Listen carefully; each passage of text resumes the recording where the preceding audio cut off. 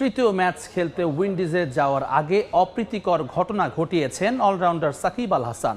যুক্তরাষ্ট্রের পরিবারের কাছ থেকে বিদায় নেয়ার মুহূর্ত ধারণ না করতে অনুরোধ করেন তিনি। ফুটেজ না নেয়ার পরও সেখানে উপস্থিত এক সাংবাদিকের মোবাইল ছিনিয়ে নিয়ে নিরাপত্তা কর্মীর হাতে দিয়ে বাসে ওঠেন তিনি, যদিও পরবর্তীতে মোবাইল ফেরত পেয়েছেন সেই সাংবাদিক।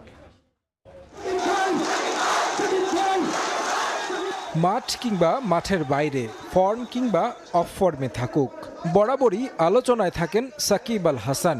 ব্যাট বলে বাজে সময় কাটানো সাকিবকে নিয়ে যখন সমালোচনা হচ্ছে, তখন সাকিবের পরিবার যুক্তরাষ্ট্রের নাগরিক হওয়ায় বলা চলে বিশ্বকাপের মূল সফর শুরু হচ্ছে এখন। ওয়েস্ট ইন্ডিজে যাওয়ার আগে পরিবার থেকে বিদায় নেন সাকিব। এয়ারপোর্টের উদ্দেশ্যে যাওয়ার আগে বাসে নিজের ব্যাগ রেখে পরিবারের সঙ্গে একটু সময় কাটান। এ সময় সেখানে ছিলেন তার স্ত্রীসহ ৩ সন্তান। এ সময় টিম বাসের সামনেই ছিলেন বিশ্বকাপ কভার করতে যাওয়া ৪-৫ জন বাংলাদেশি সাংবাদিক। পরিবারের সঙ্গে সাকিবের সময় কাটানোর মুহূর্ত ধারণ করতে বারণ করেন সাকিব। তার অনুরোধে সাংবাদিকরা তা ধারণ করেননি। তারপরও সন্দেহ দূর হয়নি সাকিবের। তখন সেই সাংবাদিকের কাছে এসে ভিডিও ধারণ করেছেন কিনা তা দেখতে মোবাইল ছিনিয়ে নেন সাকিব, যদিও তা না দেখে পাশে থাকা নিরাপত্তা কর্মীর হাতে তুলে দেন ফোনটি। এমনকি অভিযোগ করেন বাংলাদেশি সাংবাদিকের নামে। পরে যদিও সেই সাংবাদিক মোবাইল ফোনটি ফেরত পেয়েছেন ঠিকই, তবে তার অপ্রীতিকর ঘটনা তৈরি করেছে অস্বস্তিকর পরিবেশ।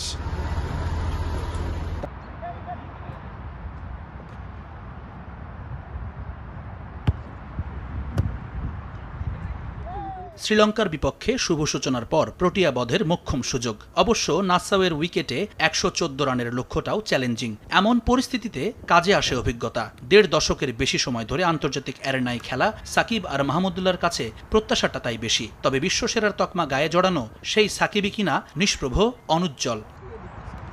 বিশ্বকাপের প্রথম ম্যাচে লঙ্কানদের বিপক্ষে ১৪ বলে ৮ রান। তবে আফ্রিকানদের বিপক্ষে যখন তাকে সবচেয়ে বেশি প্রয়োজন দলের, তখন অযাচিত এক পুল শটে উইকেট বিলিয়ে আসেন সাকিব আল হাসান। সাকিবের দায়িত্বহীন আচরণে বিরক্তি প্রকাশ করে ক্ষোভ ঝেড়েছেন ভারতের সাবেক ওপেনার বীরেন্দ্র সেহবাগ। সাকিবের ব্যাটিং অ্যাপ্রোচ নিয়ে কথা বলেছেন টাইগারদের সাবেক অধিনায়ক তামিম ইকবাল খানও, যদিও ক্ষোভে নয়। তামিমের সমালোচনার ধরনটা যুক্তিনির্ভর। চোখের সমস্যার কারণে সাম্প্রতিক সময় শর্ট বল খেলতে সাকিবের সমস্যা হচ্ছে। আমি মনে করি এই সমস্যা সমাধানে সে বাড়তি গুরুত্ব দেবে, আর সামনের ম্যাচগুলোতে তার অ্যাপ্রোচ কেমন হবে সেটাও সে মাথায় রাখবে। বল হাতে পাথুম নিশাঙ্কার কাছে ১ ওভারে ৪টা ৪ হজম করা, ৩ ওভারে ৩০ রান দিয়ে বরাদ্দের ১টা ওভার বাকি রেখেছেন। দক্ষিণ আফ্রিকার ম্যাচে মাত্র ১ ওভার বল করেছেন। তাকে একাদশ থেকে বাদ দেওয়ার সময় এসেছে কিনা এমন প্রশ্নে অবশ্য বন্ধুকে পাশে পেয়েছেন সাকিব। অবশ্যই না, সাকিবের ৪ ওভার খুবই গুরুত্বপূর্ণ।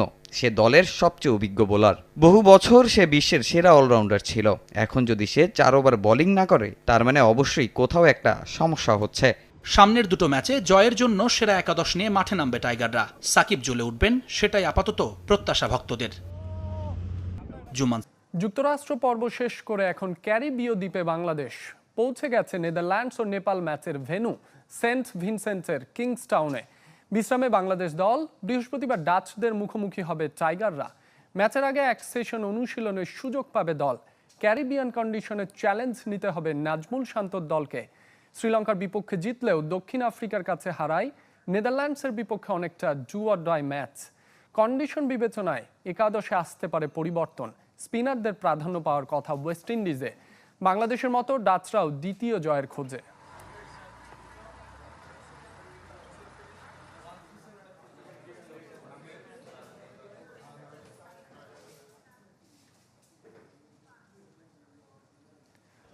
ডি গ্রুপে নেপাল ও শ্রীলঙ্কার মধ্যকার বিশ্বকাপের গুরুত্বপূর্ণ ম্যাচ বৃষ্টির কারণে পরিত্যক্ত হয়েছে।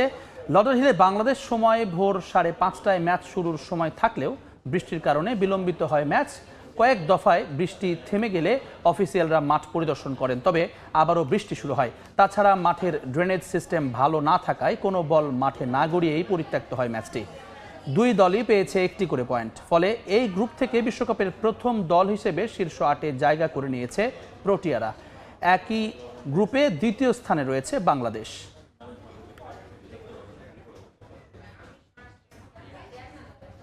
গ্রুপ পর্বে নিজেদের শেষ 2 ম্যাচ খেলতে বাংলাদেশ দল পৌঁছে গেছে ক্যারিবিয়ান দ্বীপপুঞ্জে। টাইগাররা নিজেদের শেষ দুটি ম্যাচ খেলবে সেন্ট ভিনসেন্টে। সেখানে নির্ধারিত হবে নাজমুল হোসেন শান্তর দল আদৌ বিশ্বকাপের সুপার 8-এ যেতে পারবে কিনা।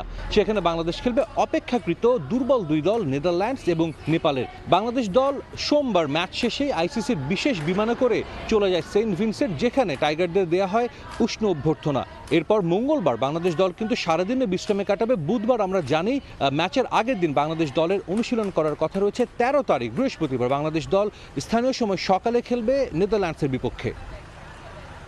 বাংলাদেশের মুখোমুখি হওয়ার আগে কৌশলগত দিক থেকে কিছুটা এগিয়ে থাকছে নেদারল্যান্ডস, কারণ টাইগারদের বিপক্ষে মাঠে নামার আগে তারা অন্তত 4 দিনের বিশ্রাম পেয়েছে এবং এ সময় তারা সেন্ট ভিনসেন্টে বাংলাদেশের চেয়ে বেশি অনুশীলনও করেছে, যার কারণে বাংলাদেশ মাত্র একটা অনুশীলন সেশন করে মাঠে নামবে নেদারল্যান্ডসের বিপক্ষে এবং সেখানকার উইকেট কেমন আচরণ করবে সেটাও কিন্তু অনেক বড় একটা প্রশ্ন। আমরা দেখছি এই ওয়ার্ল্ড কাপের শুরু থেকে কিন্তু উইকেট বিচিত্র আচরণ করছে। নেদারল্যান্ডসের বিপক্ষে এর আগে 4 বার মুখোমুখি হয়েছে বাংলাদেশ টি-20-তে। একবারই তারা বাংলাদেশকে হারাতে পেরেছিল, সেটাও প্রায় এক যুগ আগে। সবশেষ টি-20 ওয়ার্ল্ড কাপে কিন্তু বাংলাদেশ নেদারল্যান্ডসকে হারিয়েছিল, যদিও ম্যাচটা বেশ ক্লোজ হয়েছিল।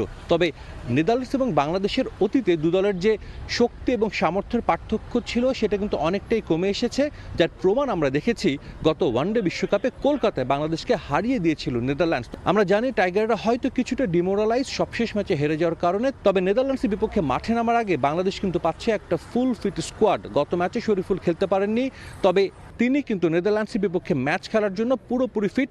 আমরা যতটুকু জানতে পেরেছি দলের নতুন কোনো ইনজুরি নেই। বাংলাদেশের এখনও সুযোগ রয়েছে, যদি বাংলাদেশ আরও একটি ম্যাচ হেরেও যায় তারপরও নানা সমীকরণ আছে, সেসব যদি বাংলাদেশ ফুলফিল করতে পারে তারা যেতে পারবে ওয়ার্ল্ড কাপের সুপার 8-এ। তবে নিশ্চিতভাবে নাজমুল শান্তর দল সেটা চাইবে না, নেদারল্যান্ডসকে হারিয়ে তারা পা রাখতে চাইবে সুপার 8-এ।